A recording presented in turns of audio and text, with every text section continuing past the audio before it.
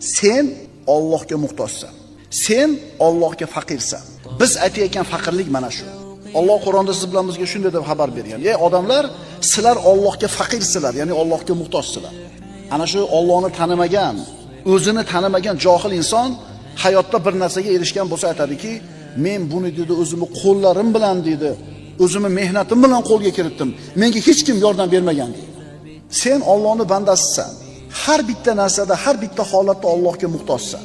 Alloh taolo aytadi, astagfiru billah, qulillahumma malikal mulki tu'til mulka man tasha'u va tanzi'ul mulka mimman tasha' va tu'izzu man tasha'u va tudhillu man tasha' biyadikal khayr innaka ala kulli shay'in qodir.